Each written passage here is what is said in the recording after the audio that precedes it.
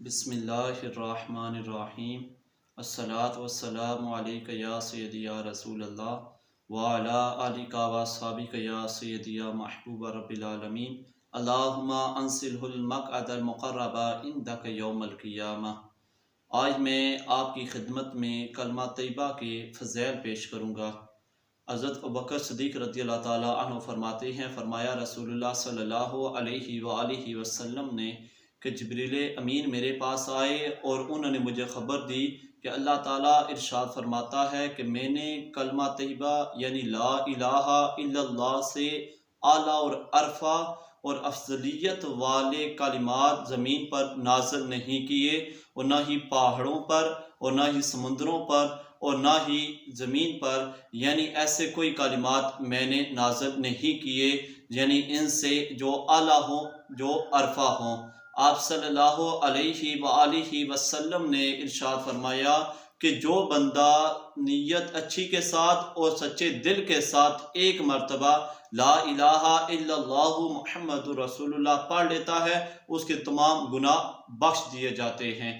ایک مرتبہ آپ صلی اللہ علیہ وآلہ وسلم واعظ و نصیحت فرما رہے تھے تو ایک اعرابی کھڑا ہو گیا اور اس نے عرض کیا، یا رسول اللہ صلی اللہ علیہ وآلہ وسلم میں بہت زیادہ گناہ گار ہوں۔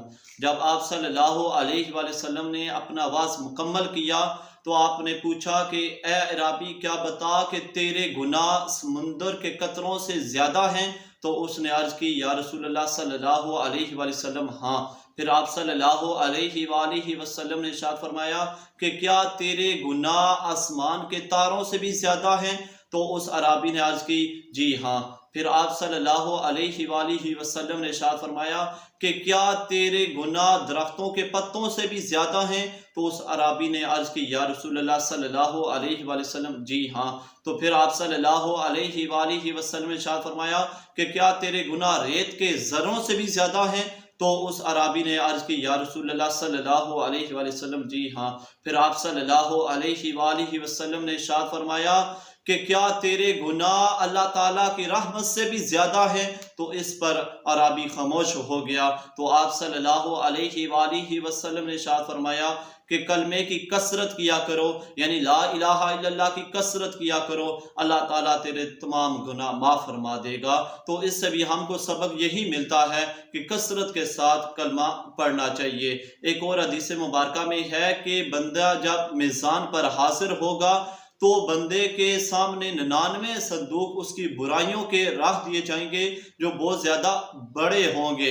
تو ایک پلڑے میں پرچی رکھی جائے گی جس پر لا الہ الا اللہ محمد رسول اللہ لکھا ہوگا، تو اس پرچی والے پلڑے کا جو وزن ہے یہ بھاری ہوگا، کیونکہ اللہ تعالیٰ ایسے کلمات زمین پر نازل ہی نہیں کیے۔ ایک اور حدیث میں ہے کہ آپ صلی اللہ علیہ وآلہ وسلم نے ارشاد فرمایا کہ جو بندہ ہر نماز کے بعد 10 مرتبہ کلمہ پڑھتا ہے، یعنی لا الہ الا اللہ محمد رسول اللہ پڑھتا ہے، اللہ تعالیٰ اس کو 20,000 نیکیوں کا ثواب دیتا ہے۔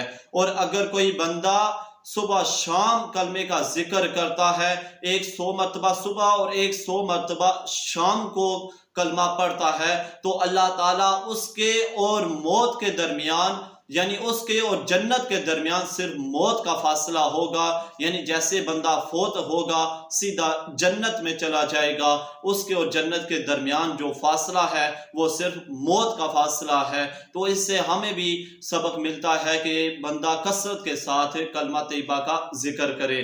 حضرت عمر فاروق رضی اللہ تعالیٰ عنہ فرماتے ہیں کہ آپ صلی اللہ علیہ وآلہ وسلم کے دور میں جب بھی کوئی بندہ فوت ہو جاتا تو ہم سب صحابہ مل کر 1,00,000 مرتبہ کلمہ طیبہ پڑھتے اور اس کی بخشش کے لیے دعا کرتے۔